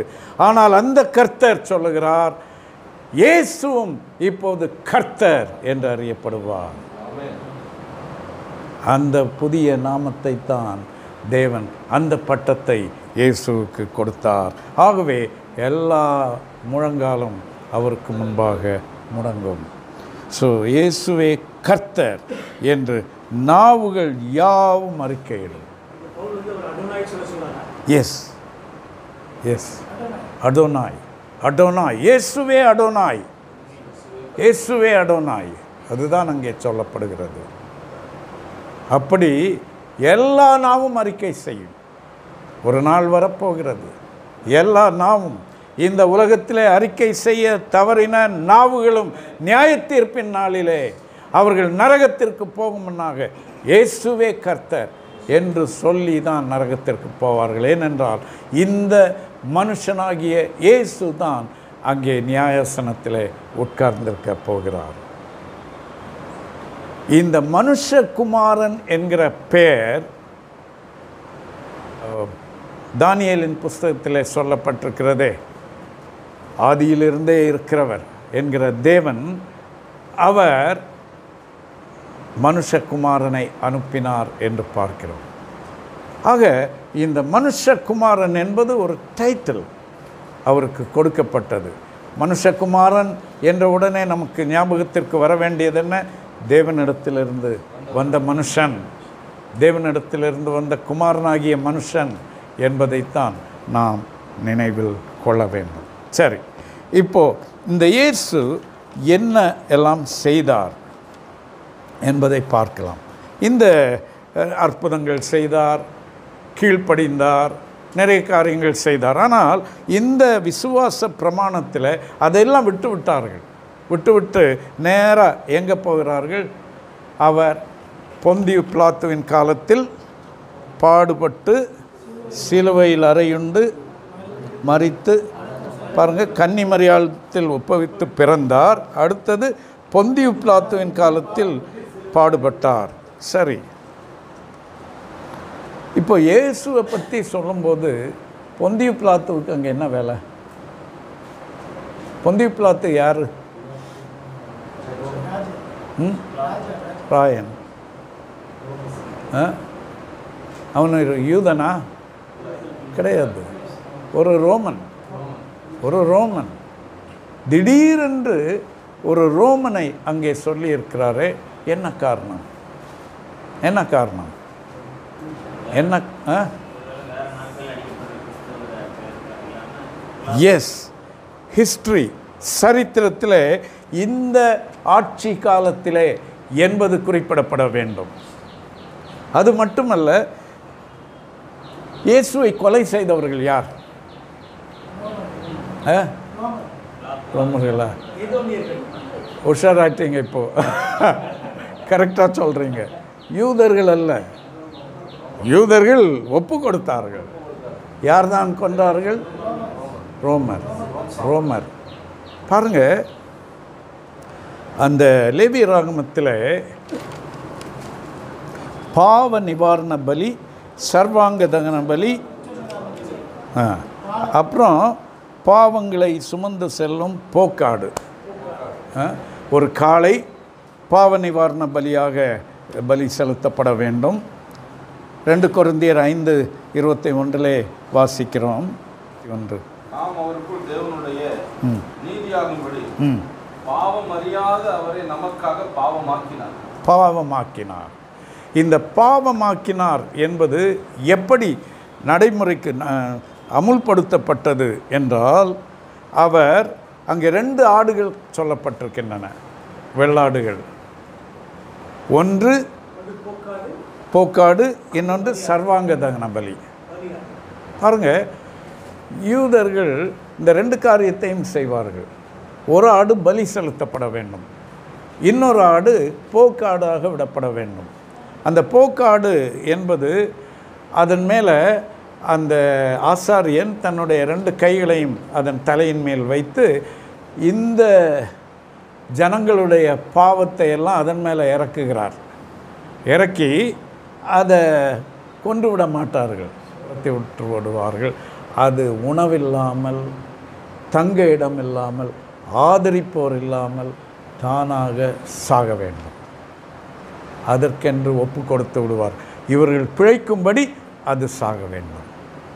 இயேசு அப்படி நமக்காக செத்தார். பாவம் அறியாத அவர் நமக்காக பாவமானார். துரத்தி விட்டாங்க. ஆகவே தான் பாளையத்துக்கு புறம்பே தான் நடைபெறுகிறது. பிலாத்து ஏரோதுக்கிட்ட அனுப்புகிறாரு, ஏரோது பிலாத்துக்கிட்ட அனுப்புகிறாரு. யூதர்களும் ரோமர்களும் 2 பேரும் போட்டி நடக்குது. நீ பண்ணு, நான் பண்ணு என்று 2 பேரும் கரைபட்ட கைகளை உடையவர்கள். யூதர்கள் சொல்லுகிறார்கள், அந்த குற்றத்தை நாங்களே சுமந்து கொள்ளுகிறோம், அந்த பழி எங்கள் மேலே இருக்கட்டும், எங்கள் பிள்ளைகள் மேலும் இருக்கட்டும். நம்ம ஆட்கள் கூட உடன்பிறப்புகளுக்குள்ளவே தெரிஞ்சு தப்பு செஞ்சுட்டு என்ன சொல்லுவாங்க, அந்த பழி என் மேலே இருக்கட்டும். பார்த்துருக்குறீங்களா? குடும்பங்களில் சண்டை போடுறப்போ யோசிக்காமல் பேசிவிடுகிறோம். இயேசு நம் மீது வந்த பழியை, சாபத்தை அவர் ஏற்றுக்கொண்டார். சாபம். அந்த ஆடு ஊரில் இருக்க முடியாது. சபிக்கப்பட்டவன் என்றால் என்ன அர்த்தம்? சபித்தல் என்றால் தேவனுடைய பிரசன்னத்தை விட்டு துரத்தப்பட்ட. ஆசீர்வாதம் என்றால் தேவனுடைய பிரசன்னத்திலேயே இருப்பது. நீங்கள் ஆசீர்வதிக்கும் போது எப்படி ஆசீர்வதிக்க வேண்டும் என்று சொன்னார்? கர்த்தர் தம்முடைய முகத்தை உங்கள் மேல் பிரகாசிக்க பண்ணி உங்கள் மேல் கிருபையாக இருக்க கடவுள். அப்படி என்றால் என்ன? கர்த்தருடைய பிரகாசமான முகத்தை பார்க்க ஒரு வாய்ப்பு, தரிசிக்க வாய்ப்பு. சாபம் என்றால் என்ன? என் முகத்தில் முழிக்காத, போ, கெட் அவுட். அதுதான் சாபம். ஆக கிறிஸ்து நமக்காக கெட் அவுட் ஆனார், வெளியே தள்ளப்பட்டார். அப்புறம் பிலாத்து பாருங்க, தன் கைகளை கழுவுகிறார். இந்த பலிகளை செலுத்துகிறவன், சர்வாங்க தகன பலியை செலுத்தி பாவங்களை சுமந்து செல்லும் போக்காடு மேலே கையை வைக்கிறவன் என்ன செய்ய வேண்டும்? அந்த ஆசாரியன் தன்னை சுத்திகரிக்க வேண்டும், குளிக்க வேண்டும், கையை கழுவ வேண்டும். இந்த பிலாத்துவுக்கு வேதாகமம் தெரியாது. ஆனால் ஆவியானவரால் நடத்தப்பட்டு அவன் போய் தன் கைகளை கழுவுகிறான், கழுவி வெளியே அனுப்பிவிடுகிறான். யூதர்களால் தண்டிக்கப்படுகிறவராக இருந்திருந்தால் அவர் தேவாலயத்தில் தண்டிக்கப்பட்டிருப்பார்.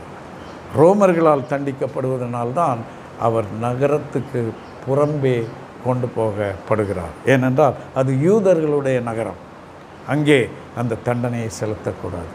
யூதர்கள் தண்டிப்பதாக இருந்தால் கல்லெறிந்து கொண்டிருப்பார்கள். ஆனால் மரத்திலே தொங்குகிறவனவனும் சபிக்கப்பட்டவன், அதாவது தேவனுடைய பிரசன்னத்தை விட்டு துரத்தப்பட்டவன் தான் இப்படி சாவுக்கு ஒப்பு கொடுக்கப்படுவான். சிலுவையிலே சாகிற சாவு, அதற்கு இயேசு ஒப்பு கொடுக்கப்பட்டார். நமக்காக சாபமானார், நமக்காக பாவமானார், நமக்காக சாபமானார். அவர் பாடுபட வேண்டும். அவர் மரிக்க வேண்டும். இயேசுடைய மரணம் ஒரு தியாகமா?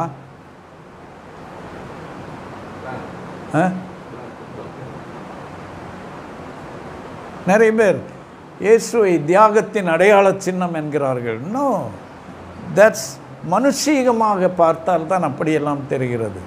இயேசு தான் காட்டி கொடுக்கப்படுகிற நேரம் வந்தபோது என்ன சொன்னார்? மனுஷகுமாரன் மகிமைப்படுகிற வேளை வந்தது. The hour has come for the Son of Man to be glorified. மனுஷகுமாரன் மகிமைப்படும்படியான வேளை வந்தது. அவர் பயந்து ஓடவில்லை.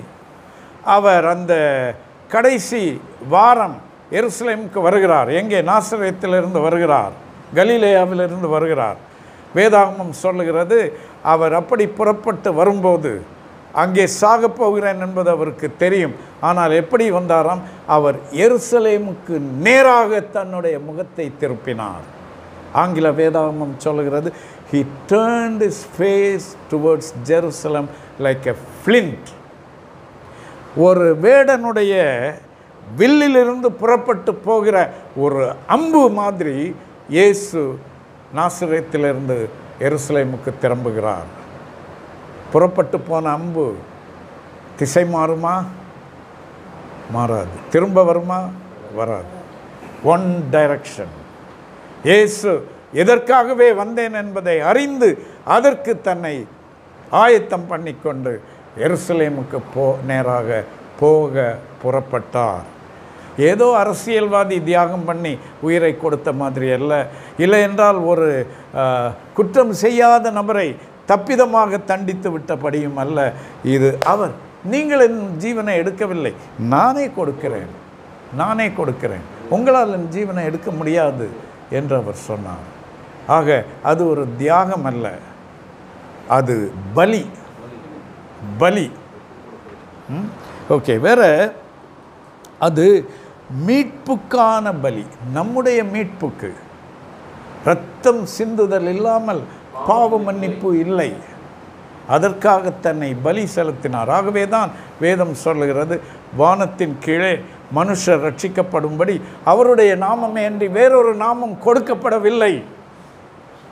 அதுதான் அவருடைய சிறப்பு. அவர் பாடுபட வேண்டும் என்பது தேவ சித்தம். அவருடைய இட்டர்னல் பிளான் ஆஃப் சால்வேஷன், அதிலே தான் அவர் பாடுபட வேண்டும் என்பது இருந்தது. அது மட்டுமல்ல, பொந்தியு பிலாத்துவின் காலத்தில் பாடுபட வேண்டும். கலாத்தியர் 4:5 என்ன சொல்லுகிறது? காலம் நிறைவேறின போது, யூதர்களுக்கு கொடுக்கப்பட்ட காலம் முடிந்துவிட்ட உடனே, பொந்தியு பிலாத்து ஆட்சி செய்த காலத்திலே, ஹிஸ்டாரிக்கல் ரெக்கார்ட் பாருங்கள், உலக சரித்திரமே ஏடி என்றும் பிசி என்றும் ரெண்டாக பிரிக்கப்பட்டது. பிலாத்து என்பவன் ஒரு மத சம்பந்தப்பட்ட மனிதன் அல்ல. மத வெறியர்கள் அவரை கொன்று விட்டார்கள் என்று சொல்லும். அது ஒரு அரசாங்க ஆணை. ஒரு பப்ளிக் ஃபிகர், பொது மனுஷனால் இந்த கொலை நிறைவேற்றப்படுகிறது. இது ஒரு கூட்டு சதி. யூதர்களும் ரோமர்களும் சேர்ந்து, கிரேக்கர்களும் கொஞ்சம் சப்போர்ட் பண்ணியிருப்பாங்க. ரொம்ப நியூசன்ஸாக இருக்கிறான், தூக்கி முச்சு கட்டுங்க என்று சொல்லியிருப்பார்கள். சரி, ஆனால் தேவன் அதை தம்முடைய திட்டத்தை நிறைவேற்ற பயன்படுத்தினார்.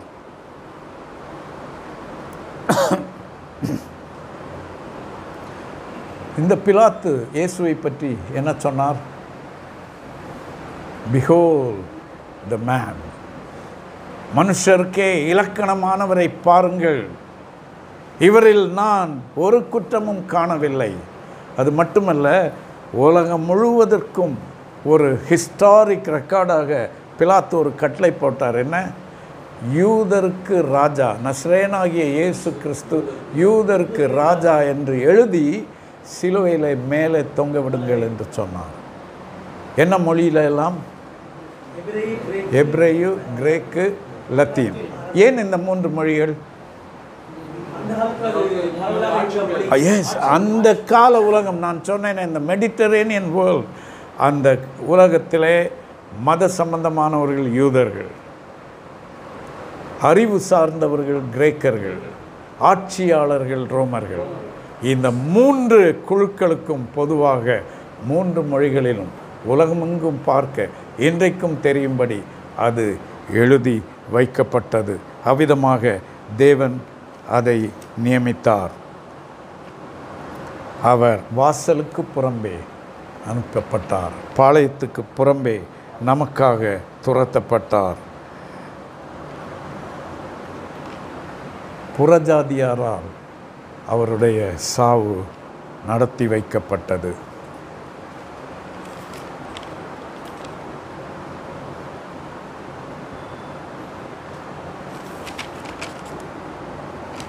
சரி, செத்தார் சிலுவையிலே. இங்கே என்ன பார்க்கிறோம்? அடுத்ததாக இந்த பிரமாணம் என்ன சொல்கிறது? அவர் பிலாத்துவின் கீழ் பாடுபட்டு சிலுவையில் அறையுண்டு மரித்து அடக்கம் பண்ணப்பட்டார். சிலுவையில் அறையுண்ட அவர் அங்கே முடிந்தது என்று சொல்லுகிறார். ஒரு முக்கியமான சத்தியம் இங்கே என்னவென்றால், சிலுவைக்கு பிறகு என்ன நடந்தது? மரணம் நடந்தது. அதற்கு பிறகு அவர் அடக்கம் செய்யப்பட்டார். அதற்கு பிறகு உயிர்த்தெழுதல். இப்போது அதற்கு பிறகு பரத்துக்கு ஏறினார். இப்போது பிதாவின் வலது பார்சத்திலே வீற்றிருக்கிறார். திரும்ப வரப்போகிறார். பாருங்கள், இயேசுடைய வேலை எப்போது முடிந்தது? கல்லறையில் வைத்தா, சிலுவையில் வைத்தா? சிலுவையில் வைத்து. 3 எதிரிகள் மனிதனுக்கு: பிசாசு, பாவம், மரணம். ஏதேன் தோட்டத்திலே பிசாசு வந்தது, பிசாசின் மூலமாக பாவம் வந்தது, பாவத்தின் மூலமாக மரணம் வந்தது. 1 கொரிந்தியர் 15வது அதிகாரத்திலே பவுல் சொல்லுகிறார், பரிகரிக்கப்பட வேண்டிய கடைசி சத்துரு மரணம். பிசாசு பரிகரிக்கப்பட்டு விட்டான், பாவம் பரிகரிக்கப்பட்டு விட்டது. பரிகரிக்கப்பட வேண்டிய கடைசி சத்துரு மரணம். யாருக்கு? இயேசுவுக்கா நமக்கா? இயேசுவுக்கும் சரி, நமக்கும் சரி. கடைசி சத்துரு மரணம். அப்படி என்றால் என்ன அர்த்தம்? செத்து போய் அங்கே நாட்டம் அடித்து புழுக்களால் அரிக்கப்பட்டு அப்படியே போகிற ஒரு அவமானமாக இருக்கிறதே, அதுதானா எதிரி? நோ. என்ன நடக்கிறதென்றால், அந்த சிலுவையில் இயேசு உயிரை விடும்போது எல்லாம் முடிந்தது என்று சொல்லிவிட்டார். Mission accomplished. அவருக்கு மரணம் ஈன மரணமாக இருந்தது. ஆனால் அடக்கம் உயர்ந்த அடக்கம், உயர்ந்த அடக்கம், மகிமையான அடக்கம், உயிர்த்தெழுதல். ஆகவே அன்பானவர்களே, கிறிஸ்தவனுடைய வாழ்க்கையிலே மகிமை எப்போது ஆரம்பமாகிறது? No, the moment you tie.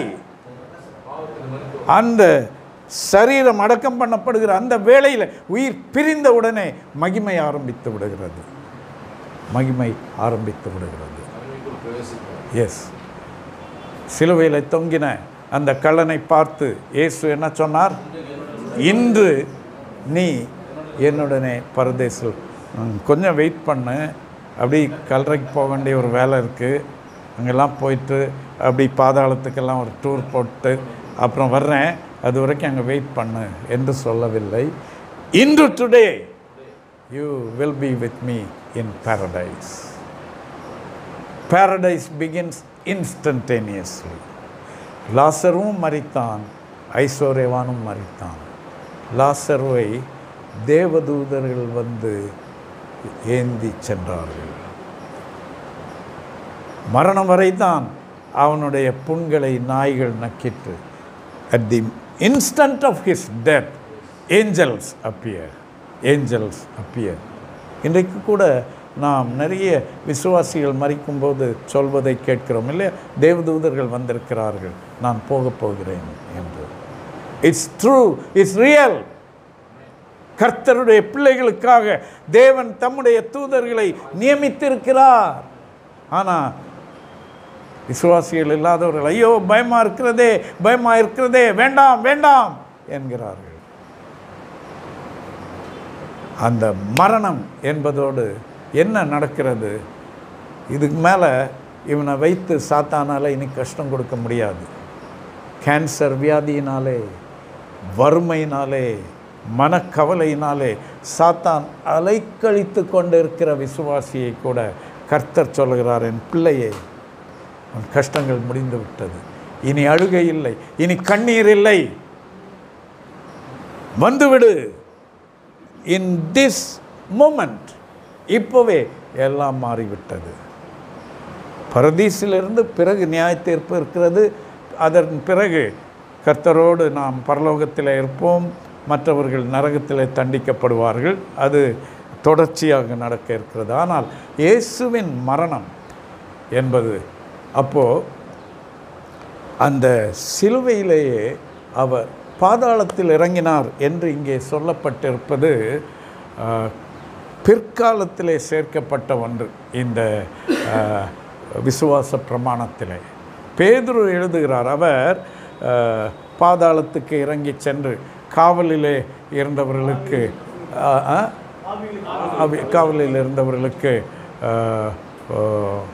சுவிசேஷத்தை பிரசங்கித்தார் என்று. ஆனால் அது நரகத்திற்கு போனார் என்று நாம் எடுத்துக்கொள்ள முடியாது. நரகம் அவருக்கு இங்கே முடிந்து விட்டது. சிலுவையே நரகம்தான் அவருக்கு. இதை பற்றி 2 முக்கியமான கருத்துக்கள் கிறிஸ்தவர்கள் நடுவில் இருக்கின்றன. ஒன்று ரோமன் கேத்தலிக் நம்பிக்கை, இன்னொன்று கால்வின் என்பவருடைய நம்பிக்கை. ரோமன் கேத்தலிக்ஸ் என்ன சொல்லுகிறார்கள்? மரித்த பிறகு பரிதீசுக்கு போய் அங்கே பாவம் செய்த விசுவாசிகளுக்கு உத்தரிக்கை ஸ்தலம் என்று ஒன்று இருக்கிறது, ஜெபம் பண்ணி அவங்கள மோட்சத்திற்கு அனுப்பிவிடலாம் என்று. ஆனால் வேதம் அதை ஆதரிக்கவில்லை. ஜான் கால்வின் என்ன சொல்லுகிறார் என்றால், அந்த பாதாளம் என்பது இயேசு சிலுவையிலே முடித்து விட்டார். அவர் நரகத்திற்கு போக வேண்டிய தேவை கிடையாது. பழைய ஏற்பாட்டிலே பாதாளம் என்று சொல்வது கிரேவ் என்பதைத்தான் குறிக்கிறது. அவர் கிரேவுக்கு சென்றார், கல்லறைக்கு சென்றார் என்பதுதான் அங்கே முக்கியமாக நாம் பார்க்க வேண்டும். சரி, உயிர்த்தெழுந்தார். உயிர்த்தெழுதலிலே மகிமை ஆரம்பிக்கவில்லை, அடக்கத்திலேயே மகிமை ஆரம்பித்து விட்டது. அதற்காகத்தான் கிறிஸ்தவர்களுக்கு நல்லடக்கம் கொடுக்கிறோம். சிலுவையில் இயேசு மரித்த நாள் வெள்ளிக்கிழமை. அதை என்ன பெயர் சொல்லுகிறோம்? Good Friday. அது குட் ஃப்ரைடே ஏனென்றால் நம்முடைய பாவங்கள் பரிகரிக்கப்பட்ட நாள். ஆகவே அதுதான் சந்தோஷத்துக்குரிய செய்தி. இயேசு அதற்காக துக்கப்படவில்லை. பாவிகளா எல்லாம் சேர்ந்து சிலுவையில் ஏற்றிட்டீங்க இல்லையா, உங்களை என்ன பண்ணுறது என்று கேட்கவில்லை. அவர் தானாக சென்றார் நமக்காக. முடிந்தது என்று வெற்றி சிறக்க சொன்னார். முடிந்தது என்று அவர் சொன்னபோது என்ன ஆயிற்று? தேவாலயத்தின் திரைச்சீலை 2ஆக கிழிந்தது. இனிமேல் இவர் நேரடியாக மகா பரிசுத்த ஸ்தலத்திற்கு செல்கிறார். ஆகவே உயிர்த்தெழுந்த ஆண்டவர் அப்புறம் ஒரு 50 வருஷம் உயிர் வாழ்ந்தாரா? இல்லை, 40 நாட்கள் அவர் மனிதருக்கு தன்னை காண்பிக்க இருந்தார். காண்பித்து விட்டு பிறகு என்ன செய்கிறார்? பரத்துக்கு ஏறி செல்கிறார். அங்கே அவருக்கு வரவேற்பு கொடுக்கப்படுகிறது, உயர்வான மகிமை கொடுக்கப்படுகிறது. அவர் பிரதான ஆசாரியனுக்காக நமக்காக பரிந்து பேசி கொண்டிருக்கிறார். அவர் போகும்போது சொல்கிறார், நான் உங்களை திக்கற்றவர்களாய் விடேன், உங்களுக்கு வேறொரு தேற்றரவாளனை நான் கொடுப்பேன். அதுதான் பரிசுத்த ஆவியானவர். இந்த உலகத்திலே நமக்கு பரிசுத்த ஆவியானவரை கொடுத்திருக்கிறார். பரலோகத்திலே இயேசுவே நமக்காக பரிந்து பேசி கொண்டிருக்கிறார். எத்தனை பெரிய பாக்கியம், எத்தனை பெரிய கிருபை! இதுதான் இயேசு நமக்காக செய்த காரியம். ஆமென். எஸ், எத்தனை ஆச்சரியம் இல்லையா? கண்களை மூடி ஜெபிப்போமா? நல்ல ஆண்டவரே, உடைய வார்த்தைகளுக்காக நன்றி. நீர் எங்களுக்காக செலுத்தின அந்த பெரிய ஆண்டவரே அந்த கிரயத்திற்காக நன்றி. எங்களால் எங்களை மீட்டுக்கொள்ள முடியாது. எங்களுக்கு போக்கு வழியாக நீர் போக்காடாக மாறினீர். எங்கள் பாவங்களுக்காக நீர் பலியாடாக மாறினீர். எங்களுக்காக வாசலுக்கு புறம்பே தள்ளப்பட்டீர், அவமானம் சகித்தீர், சாபமானீர். இதெல்லாம் நினைத்து நன்றியோடு உம்மை ஸ்தோத்திரிக்கிறோம். அதன் மூலம் எங்களுக்கு கிடைத்த மகிமைக்காக உமக்கு நன்றி ஆண்டவரே. இதை நினைத்து பார்த்தவர்களாக, உமக்கு நன்றி உள்ளவர்களாக வாழ பயன்பட எங்களுக்கு உதவி செய்யும். எங்கள் இரட்சகராகிய இயேசு கிறிஸ்துவின் நாமத்தில் கேட்கிறோம் எங்கள் நல்ல பிதாவே.